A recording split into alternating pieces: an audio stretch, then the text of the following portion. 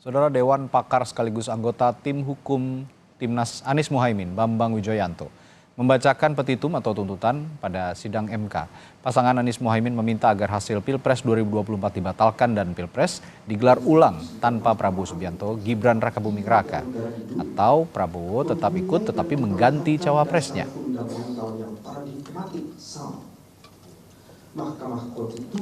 Ketiga, menyatakan diskualifikasi pasangan calon presiden dan wakil presiden nomor urut 2 atas nama Haji Prabowo Subianto dan Gibran Rakabuming Raka sebagai peserta pemilihan umum presiden dan wakil presiden Republik Indonesia tahun 2024. Kelima, memerintahkan kepada Komisi Pemilihan Umum untuk melakukan pemungutan suara ulang pemilihan umum presiden dan wakil presiden tahun 2024 tanpa mengikut sertakan pasangan calon presiden dan wakil presiden nomor urut 2 atas nama Haji Prabowo Subianto dan Gibran Rakabuming Raka. Dalam petitum yang dibacakan pada sidang Mahkamah Konstitusi, tim hukum Ganjar Mahfud menuntut pembatalan keputusan KPU tentang hasil pemilu 2024. Tim hukum Ganjar Mahfud juga meminta Hakim MK mendiskualifikasi pasangan Prabowo Gibran dan menggelar pemilu ulang yang hanya diikuti pasangan Anies Mohaimin dan Ganjar Mahfud paling lambat 26 Juni mendatang.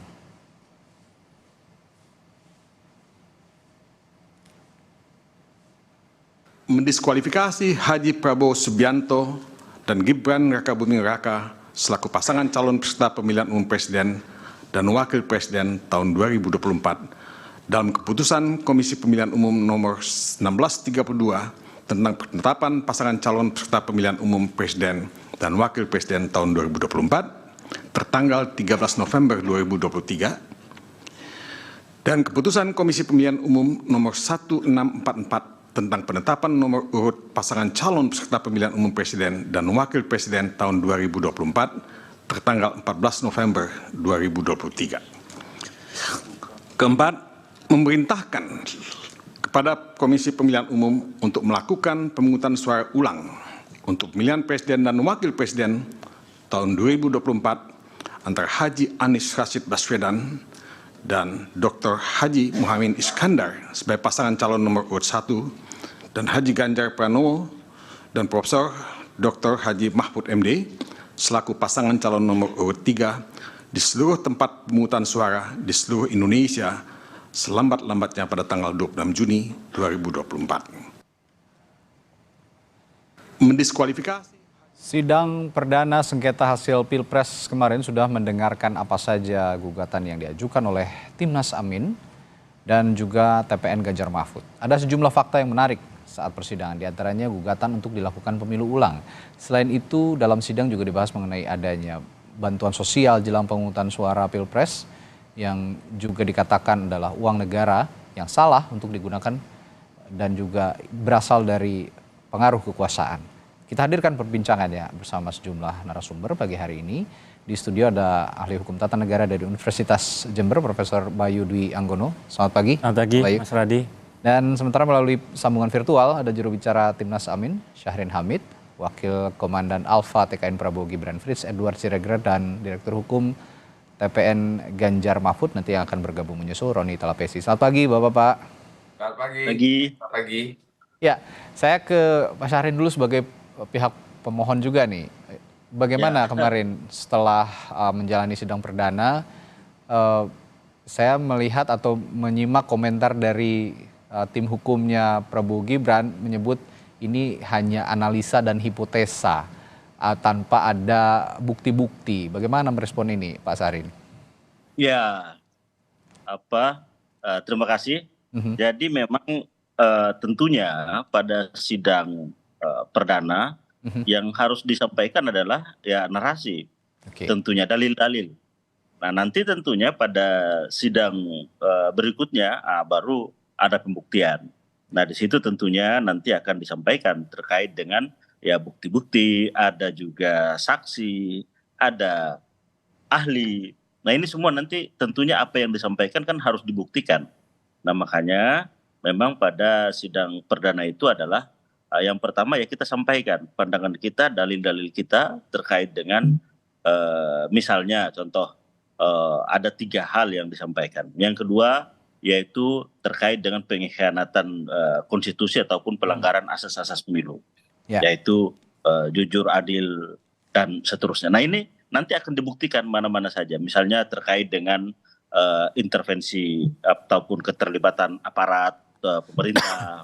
Nah ini semua nanti tentunya ya karena tentunya pemohon yang mendalilkan ya beban pembuktiannya ada di pemohon dan itu akan dilakukan pada sidang-sidang berikutnya. Jadi saya kira ya kita juga tidak menolak bahwa itu adalah narasi, tapi narasi itu ya tentunya akan dibuktikan oleh tim hukum kita nantinya di arena persidangan. Ya, gitu, Mas. Ya, baik, Bung Frits, itu karena baru pembukaan, baru pembacaan permohonan begitu ya, pantas kalau itu disebut narasi karena pembuktiannya kan jadwalnya masih nanti begitu. Bagaimana nih, Bung Frits? Ya, sebenarnya kalau kita bisa melihat bagaimana soal sengketa suara di Mahkamah Konstitusi, ini kan sudah ada aturannya, di mana aturannya diatur dalam Undang-Undang Pemilu dan PMK 1 dan PMK 2 tahun 2024. Bagaimana format permohonan kalau kita membaca peraturan Mahkamah Konstitusi, ada misalnya apa kejadian di mana terjadi perubahan suara, TPS mana, bahkan bagaimana petitum atau apa yang dimohonkan dalam sebuah permohonan itu sudah diatur. Mahkamah Konstitusi dalam peraturannya mengatakan bahwa permohonan yang diinginkan adalah untuk mengubah suara, menetapkan suara seperti apa. Tetapi kalau kita membaca permohonan yang diajukan oleh paslon 1 dan paslon 3, ini kan sebuah cerita. Sebuah cerita yang menjadi pertanyaan adalah apakah cerita tersebut menyebabkan perubahan suara di mana, perolehan suara di mana, dan berapa suara yang seharusnya dimiliki oleh paslon 1 dan paslon 3. Tapi kalau kita melihat, Bang, itu kan tidak muncul dalam permohonan tersebut. Itulah kenapa kami melihat ini sebuah narasi-narasi yang dibangun tanpa memberikan kehubungan bagaimana mengakibatkan perubahan suara di paslon 1 dan paslon 3. Oke. Nah, saya juga tertarik dengan pernyataan tim hukum dari Prabowo Gibran yang mengatakan kemarin bahwa sebenarnya gugatan ini salah kamar gitu.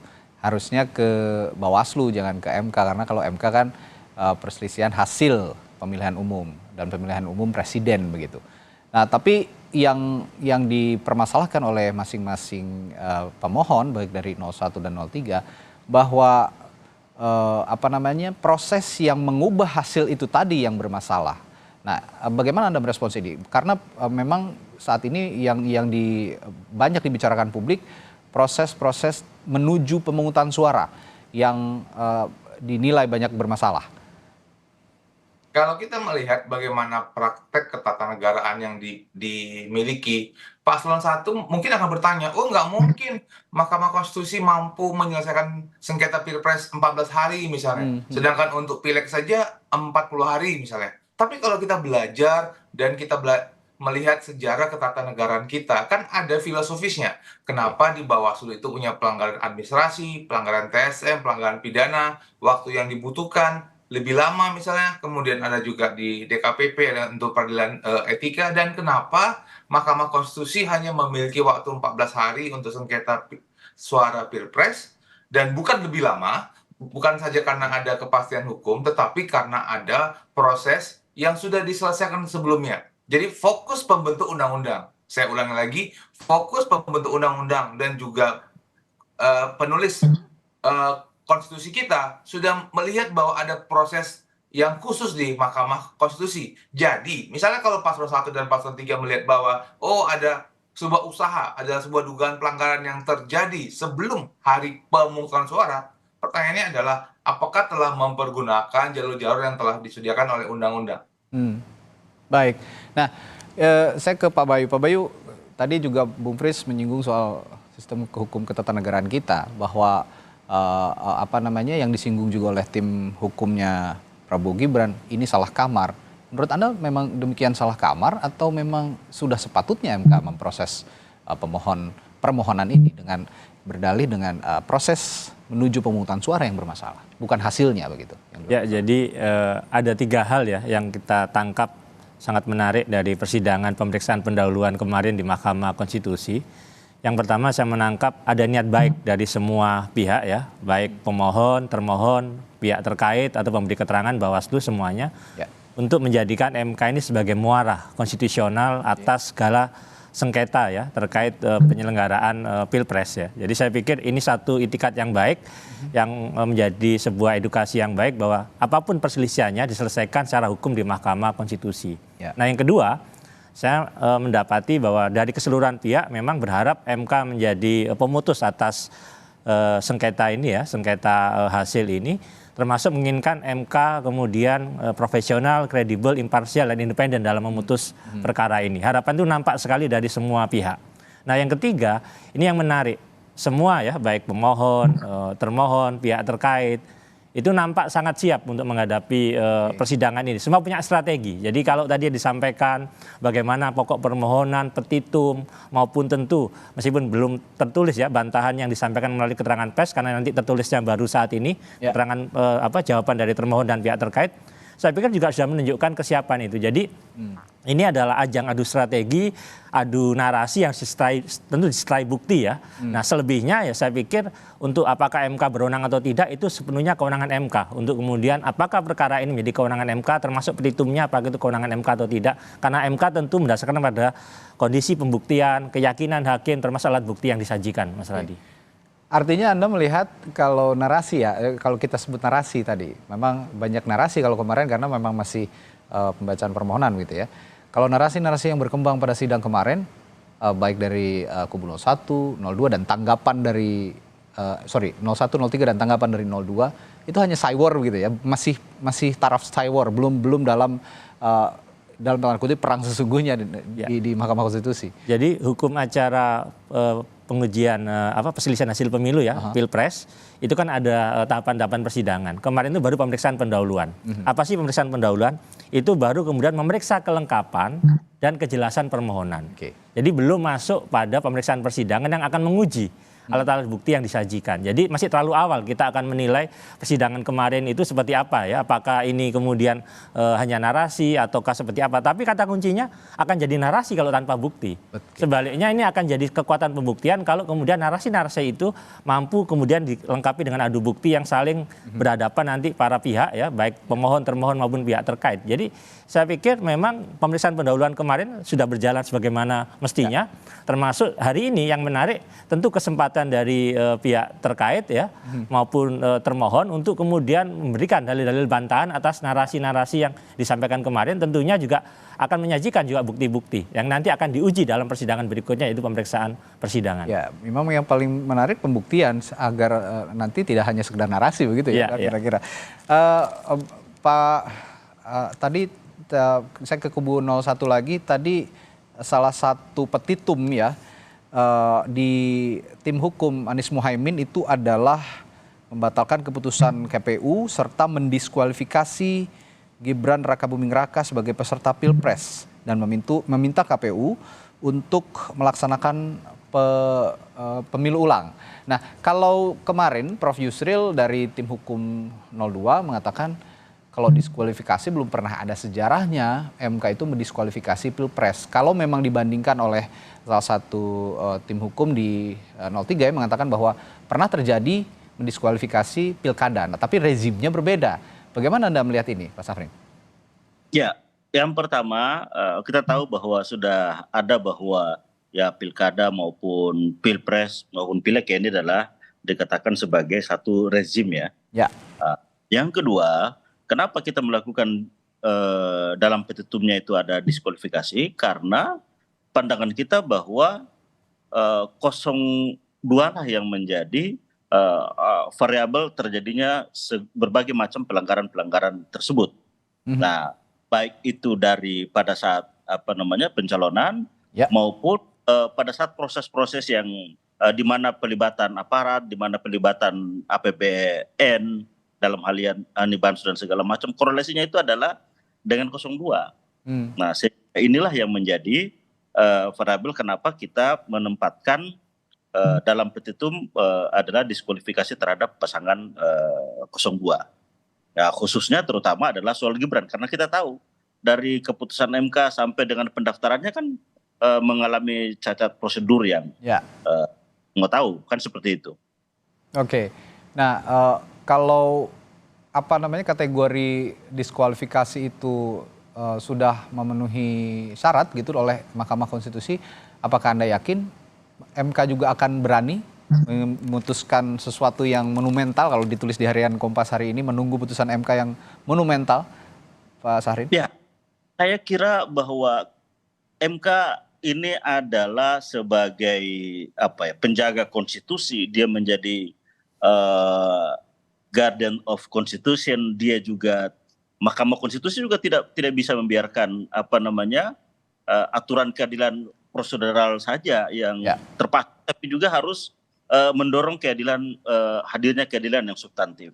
Nah, untuk itu maka tentunya Mahkamah Konstitusi ya tidak hanya mengadili hasil perhitungan, tapi juga menjamin hadirnya demokrasi berbasis konstitusi itu. Nah, untuk itu maka tentunya kita melihat bahwa Hakim MK yang saat ini setelah tidak terikutnya Paman Usman, nah ini kita lihat bahwa ada harapan bahwa terobosan itu ataupun keberanian mengambil keputusan itu akan dilakukan oleh Majelis Hakim Mahkamah Konstitusi. Nah, sehingga ya betul apa yang dikatakan oleh Kompas ya pagi ini headline-nya. Nah, saya kira ini akan menjadi harapan seluruh rakyat, sehingga MK tidak hanya sekedar menjadi mahkamah penghitungan atau orang sering bilang mahkamah kalkulator, tapi memang MK menjadi tempat cari keadilan substantif. Nah, itu kira-kira, Pak. Ini menyinggung lagi mahkamah kalkulator, saya jadi teringat juga pernyataannya Prof. Yusril saat menjadi kuasa hukum pada saat itu juga untuk Pak Prabowo ya, tapi pada saat itu dari pihak yang pada saat itu kalah dalam Pilpres begitu. Ini disinggung juga oleh Pak Mahfud sebagai cawapres kemarin, menyampaikan juga pandangannya sebelum sidang dimulai begitu, bahwa teringat oleh pernyataan Maha Guru Hukum Tata Negara begitu, Prof. Yusril Mahendra, bahwa mahkamah kalkulator jangan sampai MK ini hanya menjadi mahkamah kalkulator, tapi beyond itu ya bisa mengadili ataupun memutus hal-hal yang sudah dibicarakan saat ini soal kecurangan pemilu dan lain sebagainya. Ada respons dari pernyataan Pak Mahfud ini, Bung Frits? Pertama-tama, Bang, kalau saya mau memberikan komentar terhadap apa yang tadi disampaikan, bahwa terkait dengan pencalonan Mas Gibran syarat umur, itu kan adalah akibat dari putusan Mahkamah Konstitusi sendiri. Dan putusan Mahkamah Konstitusi itu nomor 90 tahun 2023 sudah ada lagi pengujiannya, ada di putusan 141, 145 dan 154 2023. Yang itu ketiga putusan terakhir yang saya sampaikan tadi itu diputus 8 orang akibat dari putusan dari MK yang menyatakan bahwa Yang Mulia Anwar Usman tidak bisa untuk perkara yang berkaitan dengan Mas Gibran. Putusan Mahkamah Konstitusi di 141, 145 dan 154 menegaskan bahwa putusan 90 terkait dengan syarat umur adalah yang sah, dan putusan MK tidak membatalkan ataupun tidak mengubah kekuatan hukum dari putusan 90. Artinya adalah bahwa mahkamah sendiri dalam berbagai kesempatan, 3 kali kesempatan, tidak mengubah keputusannya mengenai syarat umur. Jadi ini salah satu argumentasi kenapa ini merupakan sebuah narasi. Mahkamah sendiri sudah berketetapan ataupun memutuskan 3 kali sebelumnya, tapi tetap saja hal ini dibawa oleh paslon 1 dan 3 ke dalam proses. Yang terkait dengan juga yang kemudian soal tadi dengan dihubungkan dengan pilkada. Pertanyaannya dalam proses pilkada, apakah kasus-kasus pencalonan tersebut yang pernah dibatalkan oleh Mahkamah Konstitusi pernah dibawa ke Mahkamah Konstitusi sebelumnya? Kan tidak pernah. Jadi itu tiba-tiba yang muncul di dalam proses, kemudian Mahkamah mempergunakan kebijakannya untuk melakukan tindakan dalam proses pilkada. Jadi saya bisa melihat tidak apple to apple diskusinya, bahwa dalamnya pilkada proses pencalonan itu belum sampai kepada Mahkamah Konstitusi, sedangkan kalau kita mengacu kepada konteks syarat umur itu merupakan produk dan sudah melewati proses di Mahkamah Konstitusi juga. Jadi kita bisa melihat bagaimana konsistensi yang sudah dilakukan oleh Mahkamah Konstitusi dalam menerapkan kebijakan-kebijakan dalam pengambilan keputusan. Oke, lalu bagaimana kans MK bisa memutus putusan yang dikatakan Harian Kompas ini monumental? Apakah berani atau tidak? Saya akan tanyakan nanti kepada Pak Bayu, namun kita jeda dulu. Di Sapa Indonesia Pagi akan kami hadirkan lagi perbincangannya, dan nanti juga setelah jeda akan bergabung tim hukum Ganjar Mahfud untuk sama-sama memperbincangkan ini. Tetaplah bersama kami. Kembali bergabung di Sapa Indonesia Pagi, paruh kedua perbincangan kita untuk melihat bagaimana MK nantinya bisa memutuskan putusan yang dikatakan monumental, apakah berani atau tidak, apakah juga bisa diterima publik atau tidak. Sudah bergabung juga bersama kami pagi hari ini ada tim hukum dari Capres-Cawapres Ganjar Mahfud, Pak Magdir Ismail. Selamat pagi Pak Magdir. Selamat pagi. Baik. Selamat pagi semuanya. Ya, tadi saya sebelum jeda menanyakan ke Prof. Bayu dulu nih. Prof. Bayu, kalau dikatakan monumental, ini pasti ekspektasi publik sangat tinggi dengan putusan MK terhadap sidang sengketa hasil Pilpres kali ini. Menurut Anda seberani apa MK bisa memutuskan apa yang menjadi putusan ideal yang bisa diterima semua pihak? Ya, jadi pertama tadi saya katakan ini kita semua lagi merasakan sejuknya, ademnya proses perselisihan hasil pemilu kita karena diselesaikan melalui wadah konstitusional yaitu Mahkamah Konstitusi. Maka saya katakan tadi ini tentu rasa respek kita kepada semua pihak yang membawa ini ke Mahkamah Konstitusi. Nah, saya tadi juga mengatakan bahwa kita melihat kesiapan dari para pemohon sangat siap, termohon juga siap, pihak terkait siap dari apa yang disampaikan dalam persidangan kemarin tentunya, termasuk keterangan pers yang kemudian muncul ya. Maka yang paling menentukan sekarang sebenarnya adalah strategi dari masing-masing pihak. Karena kan ada perselisihan. Tentu nanti mengharapkan yang terbaik dari putusan Mahkamah Konstitusi lah. Saya ingin mengatakan bahwa strategi yang ditempuh oleh paslon 01 maupun 03 ini kan memakai strategi bukan menggunakan perselisihan hasil ya penghitungan suara pemilu ini, tapi menggunakan kemudian dalil ya bahwa ada pelanggaran dalam proses pemilu yang kemudian berpengaruh kepada hasil pemilu secara keseluruhan. Nah, tentu ini dua hal yang kemudian sangat berbeda. Kalau perselisihan hasil kan memang tadi saya katakan MK tidak bisa lepas jadi mahkamah kalkulator kalau memang petitumnya adalah bicara kesalahan hasil penghitungan suara, kan akan dihitung kesalahannya berapa ribu atau berapa puluh ribu atau berapa juta bahkan. Tapi kalau bicara tidak menggunakan kemudian penghitungan, kesalahan penghitungan, menggunakan kemudian proses bahwa ada persoalan-persoalan dalam penyelenggaraan pemilu, saya pikir strateginya adalah kemudian mempertanyakan soal proses pemilu tadi dan itu sudah tergambarkan. Tinggal kemudian menurut saya bukan kemudian apakah MK akan kemudian mengabulkan, menolak atau tidak menerima permohonan ini, tapi baru bisa kemudian akan itu tergambarkan apakah yang kemarin didalilkan termasuk pokok permohonan, petitum yang kemudian tidak menggunakan sengketa hasil penghitungan suara, tapi kemudian prosesnya itu disertai dengan pembuktian. Ada 7 alat bukti yang itu kemudian akan diuji dalam persidangan yang mulai hari ini adalah jawaban termohon, kemudian nanti sampai kemudian 18 April begitu ya, 1 sampai 18 April itu akan memeriksa 7 alat bukti tadi. Nah, tergantung para pemohon sejauh mana meyakinkan hakim. Karena hakim mengambil keputusan dalam perselisihan hasil ini dengan keyakinan hakim dan 2 alat bukti. Saya pikir kesempatan semua pihak masih punya kesempatan. Sehingga saya masih berpikiran kita masih terlalu jauh bicara MK akan kemudian membuat putusan monumental atau tidak. Tapi publik berharap tentu putusan yang diambil MK adalah berdasarkan pada keyakinan dan 2 alat bukti, bukan kemudian pada faktor-faktor di luar itu. Itu adalah bicara soal independensi dan kredibilitas hakim Mahkamah Konstitusi. Tapi Prof begini, saya tertarik dengan apa yang disampaikan oleh Pak Todung Mulya Lubis kemarin di Mahkamah Konstitusi, yang meminta Mahkamah Konstitusi untuk keluar dari praktik penyelesaian sengketa hasil Pilpres ini yang hanya memeriksa perolehan suara yang tadi kita juga sudah bahas. Karena menurut mereka atau menurut Pak Todung pada pasal 24C ayat 1 Undang-Undang Dasar 45 mengamanatkan MK untuk menyelesaikan PHPU dengan melihat semua pelanggaran dalam semua tahapan pemilu. Nah, jika itu tidak dilihat oleh MK, Pak Todung berasumsi MK akan melanggar undang-undang. Apakah demikian? Memang seharusnya? Ya, ada 3 varian sebenarnya permohonan dalam perselisihan hasil pemilu di Mahkamah Konstitusi ya. Satu varian yang memang mengajukan petitum terkait kesalahan penghitungan suara ya, hanya soal kesalahan penghitungan. Yang kedua, kesalahan penghitungan sekaligus berbicara ada pelanggaran proses. Oke. Nah, kemudian yang ketiga, tidak bicara penghitungan, kesalahan penghitungan, hanya bicara kesalahan atau pelanggaran proses.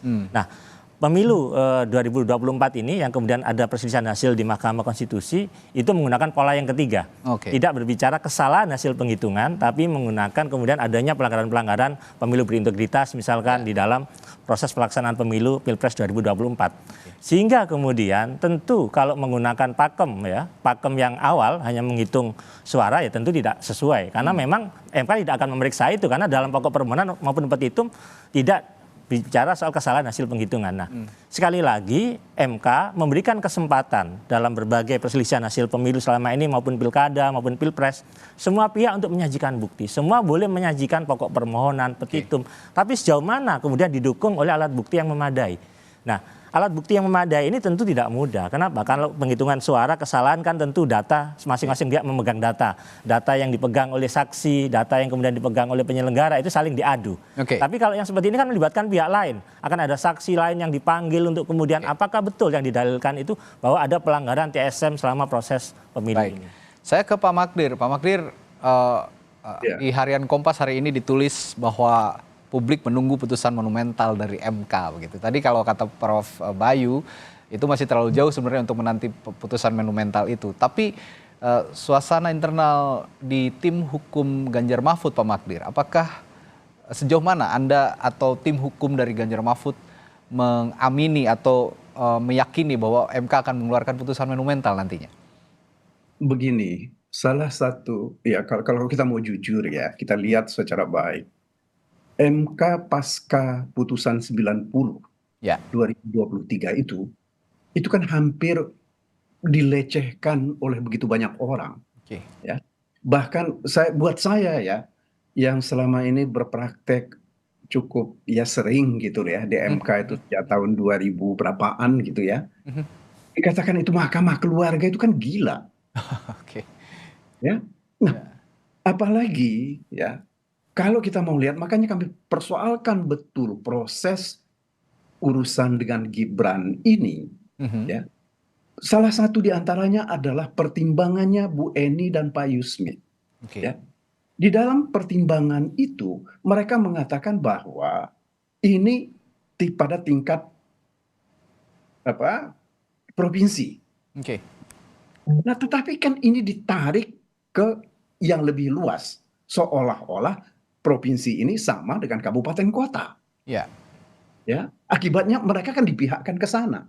Padahal kalau kita mau lihat, saya yakin betul kawan di Mahkamah Konstitusi itu begitu banyak membaca teori-teori ya, bagaimana praktek-praktek di luar negeri ya, mengenai putusan yang terbelah seperti ini. Amerika, putusan terbelah ini kan mesti diarahkan kepada yang sempit, bukan diperlebar.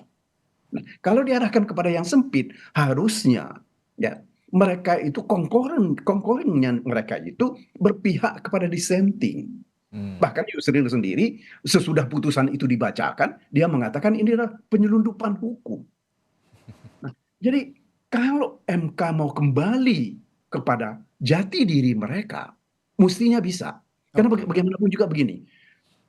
Dalam undang-undang MK, kewenangan MK itu bukan seperti perselisihan hasil. Ya. Mereka hanya disebut perselisihan hasil pemilihan umum. Kalau kita bicara tentang itu, artinya kan ini mulai dari proses. Bukan seperti angka, seperti yang diisyaratkan oleh Undang-Undang Nomor 7. Ya, begitu juga kemudian ini diterjemahkan lagi oleh peraturan MK. Ini kan ada inkonsistensi. Oke. Ya, kalau saya melihat bahwa peraturan MK itu justru melanggar undang-undang MK. Nah, makanya justru karena itu saya kira Pak Mahfud kemarin cukup banyak memberikan contoh, kami juga cukup banyak memberikan contoh. Kalau mereka mau mengembalikan posisi mereka sebagai guardian of the Constitution, ya mereka itu harus keluar dari zona nyaman itu. Ya, Baik. karena begini, sekali lagi, kita ini seperti kami katakan, seperti saya di awal tadi, bahwa ini kita lihat ke depan, bukan persoalan menang dan kalah hari ini. Ya. Ya, tetapi kalau ada gium, gunakan kekuasaan, gunakan uang sebanyak-banyaknya, ya demokrasi kita ini sama-sama saja dengan demokrasi post sale gitu ya. Oke. Demokrasi dijual. Nah, itu kan yang tidak kita mau.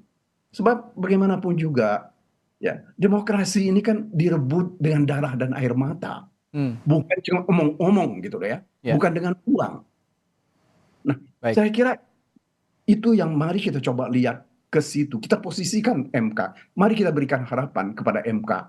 Dan Oke. kami coba ya dengan cukup banyak argumentasi dan cukup banyak jurisprudensi, bukan hanya di dalam negeri. Bagaimana mereka, misalnya saya kira saya dengar Pak Frits tadi mengatakan bahwa pada awal-awal ketika mereka berbicara tentang TSM, itu kan nggak ada aturannya, nggak ada pengaturannya tentang itu. Tapi mereka berani keluar dari situ. Ya. Nah, ini yang kita harapkan juga, ya.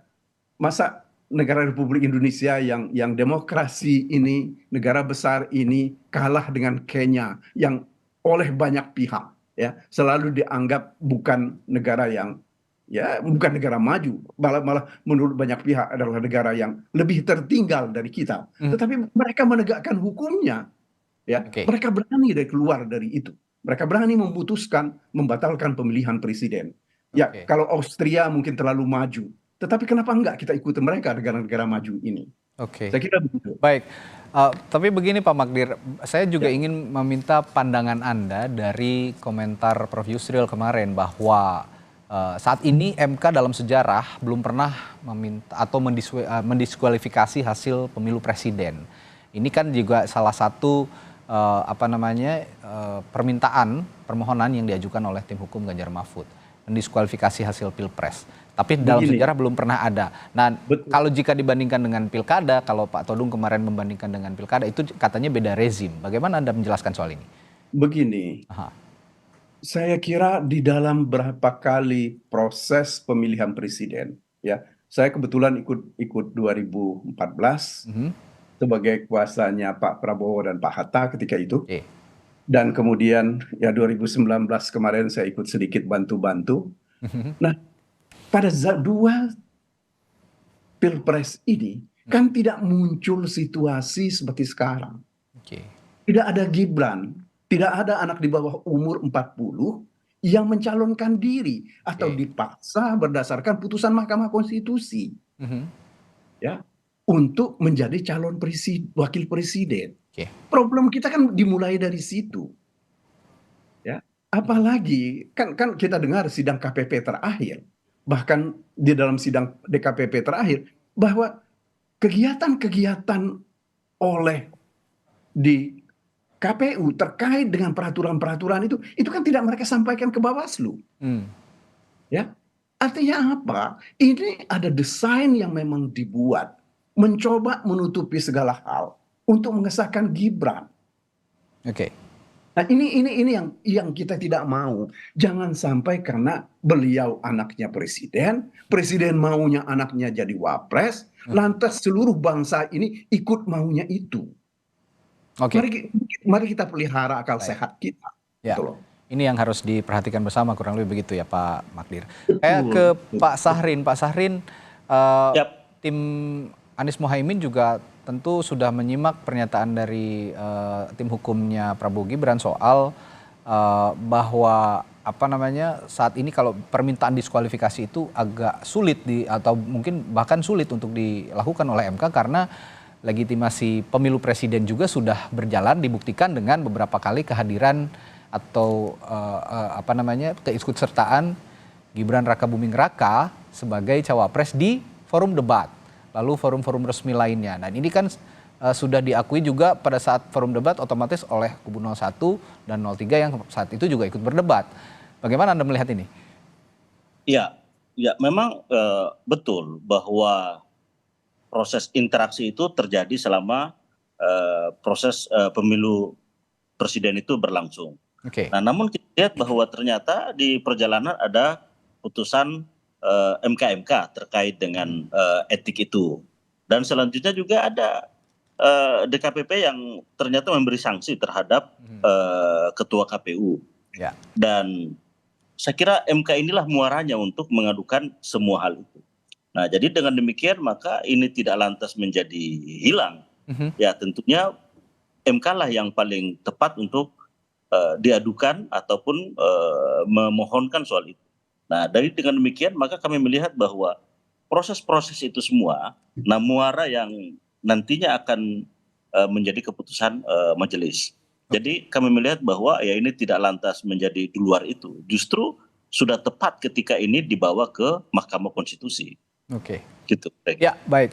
Bung Frits, kemarin Pak Yusril, Pak Otto Hasibuan, lalu juga sejumlah advokat senior yang tergabung di tim hukum Prabowo Gibran mengatakan bahwa untuk jawaban hari ini itu tidak perlu berpanjang-panjang lah, satu paragraf cukup kayak gitu kira-kira. Apakah bisa di-spill gitu, apa isi dari jawaban nanti kira-kira sedikit saja? Ya, pada intinya tentu saja kami menghormati apa yang sudah dilakukan oleh paslon 1 dan paslon 3 membawa persoalan ini ke Mahkamah Konstitusi. Dan tentu saja jawab pertanyaan-pertanyaan, gugatan-gugatan yang disampaikan oleh paslon 1 dan paslon 3 tentu kami akan jawab. Oke. Tentu saja bakal akan dimulai dengan pernyataan kami bahwa Mahkamah Konstitusi tidak berwenang untuk menyelesaikan perkara yang diajukan oleh paslon 1 dan paslon 3. Dan terhadap apakah ada pengerahan, apakah ada perubahan suara, apakah kemudian bagaimana penyelenggara pemilu yang tidak netral, termasuk juga tadi putusan 90, tentu saja itu akan kami jawab. Dan saya rasa, saya sepakat apa yang disampaikan oleh Prof. Bayu tadi bahwa di satu sisi inilah kesempatan kita semua untuk menyelesaikan, kalau saya bisa pakai kata-kata itu ya, untuk menyelesaikan segala perdebatan selama proses pemilu dan kita bertemu di Mahkamah Konstitusi.